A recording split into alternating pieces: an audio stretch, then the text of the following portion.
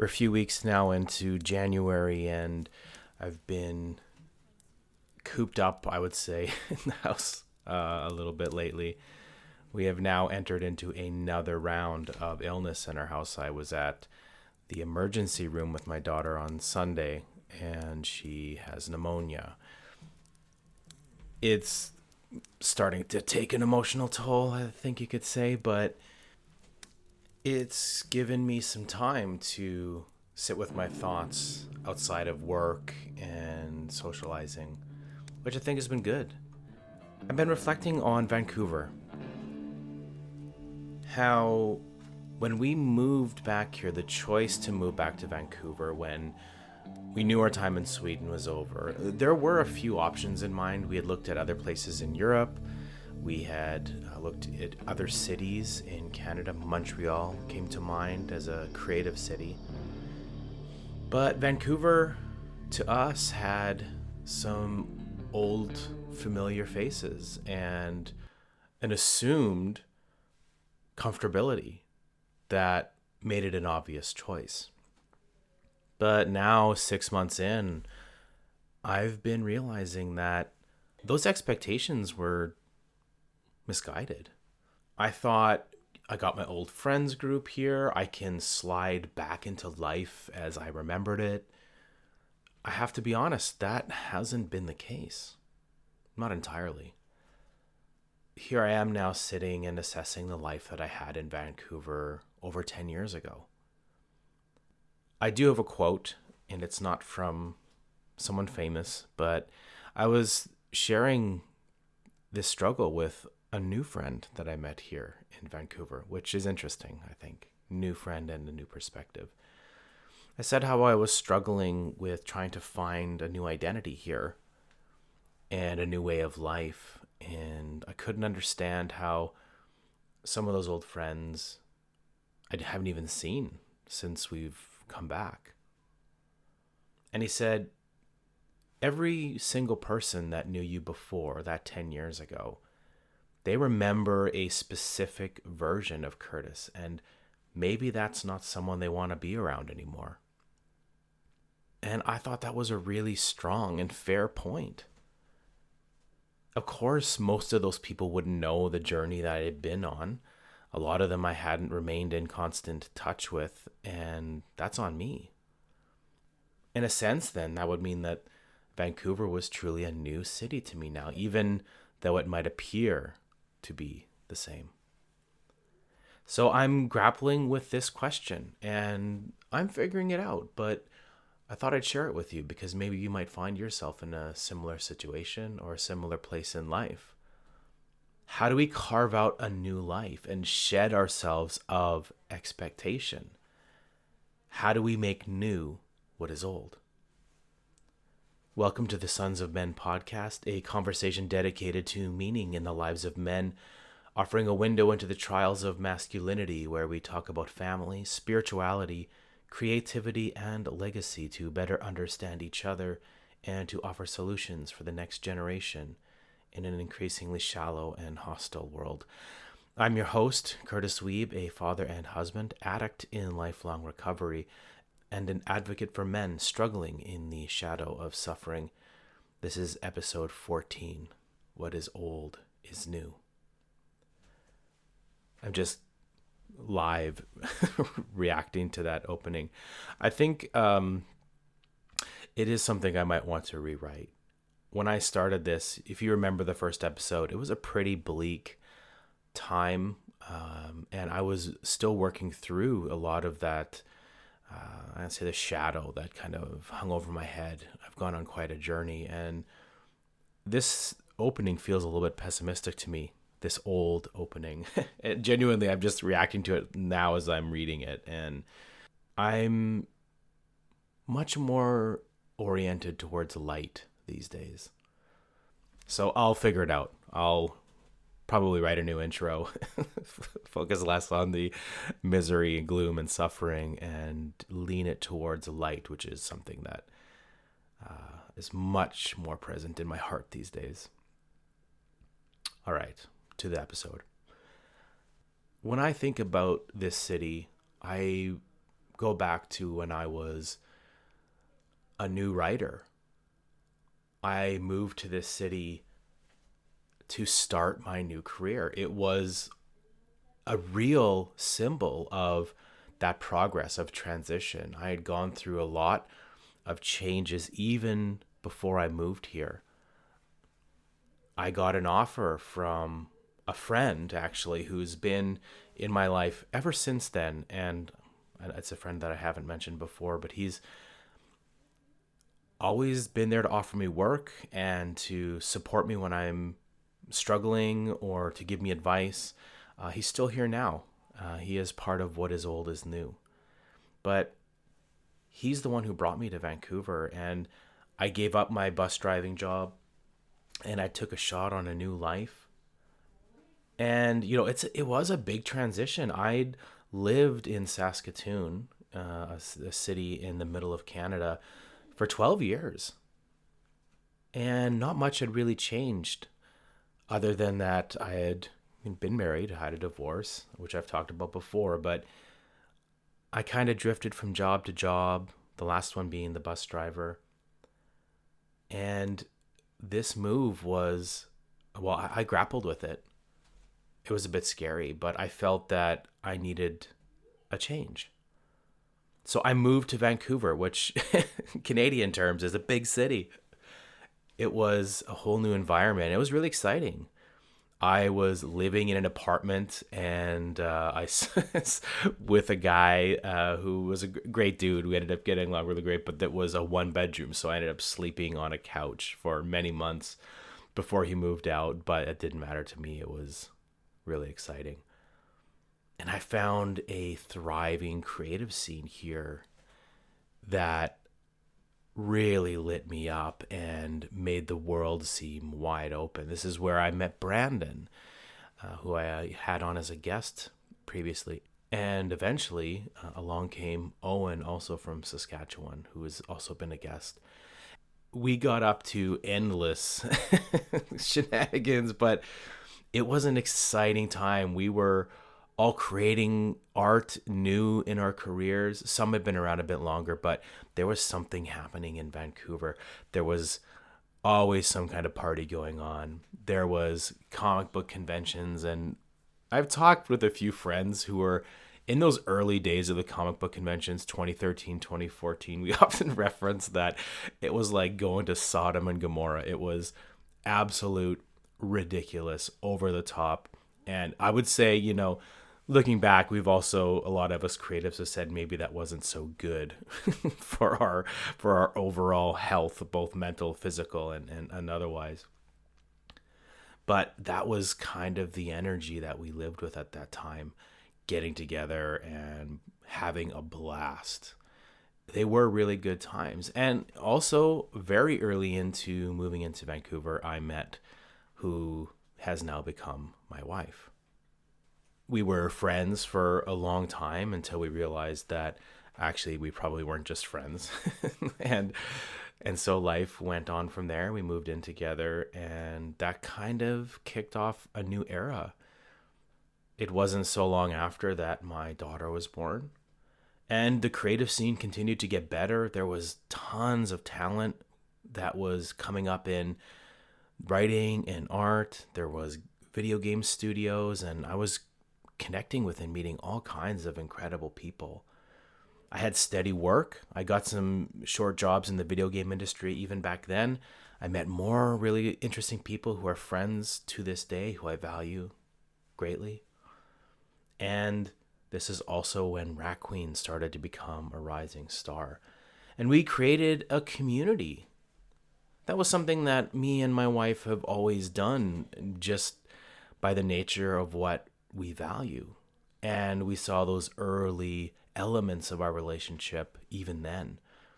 We had late nights in our home playing games. We ran a YouTube series. It was called the D20 Babes. Please don't look it up. We were doing a live stream D&D show. I was the game master, and my wife and her girlfriends were the cast.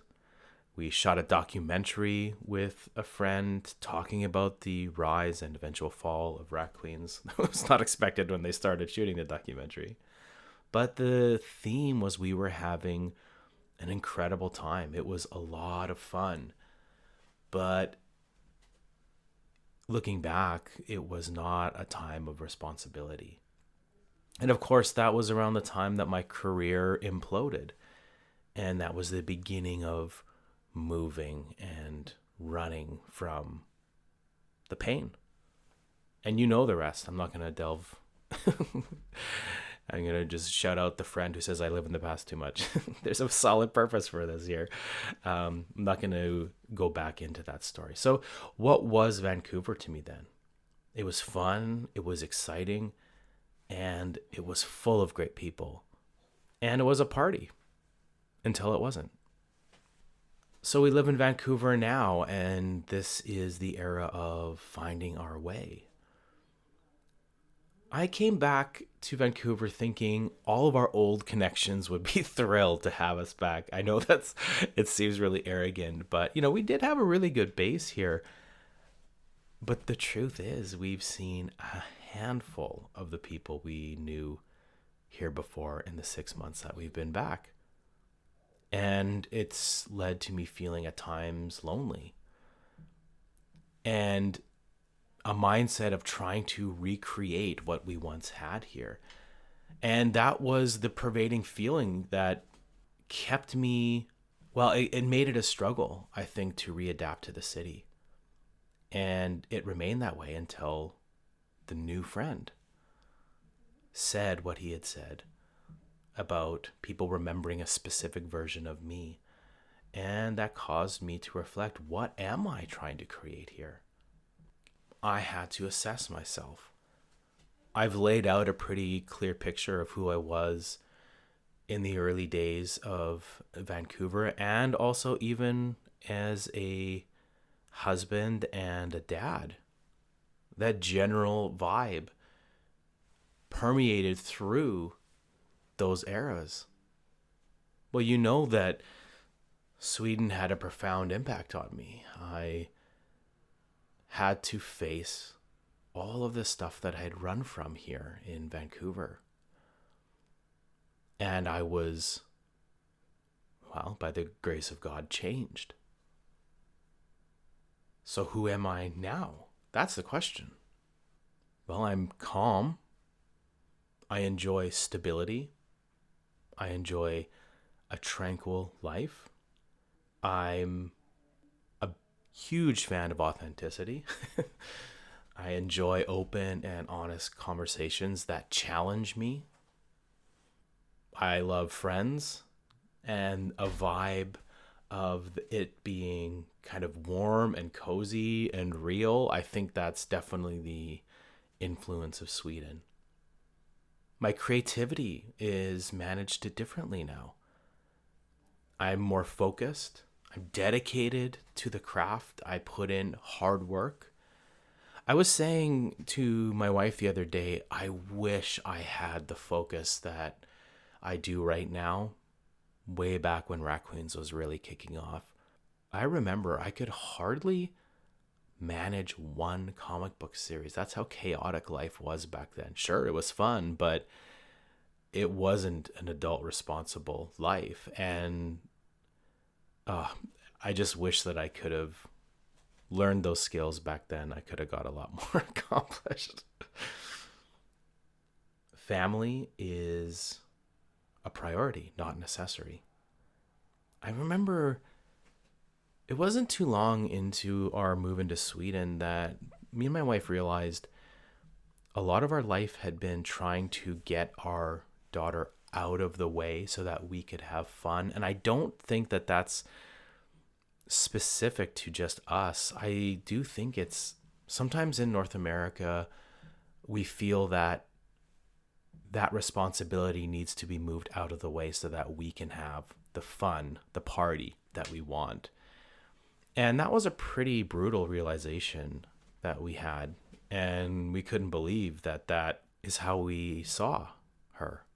We decided then and there that we would never think that way. Sure, it's fine to have a date night, of course, but to change the mentality that we can have fun with her, around her and be inspired by her. And so that has very much followed us back here to Vancouver from Sweden. And I have faith now.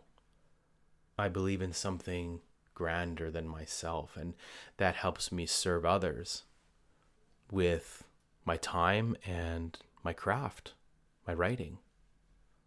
Vancouver hasn't changed. I have. Well, okay, that's not entirely true. The traffic is awful. Houses are insanely expensive, but other than that, it's very much the same. And I have connected with some of the best people from the old life. And I've met some incredibly wonderful new people as well. We grieved the loss of Sweden.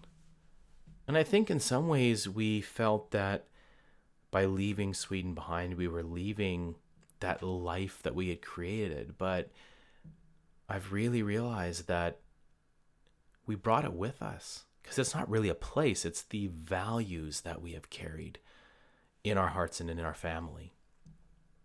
And that's how we make this transition. Transitions are hard.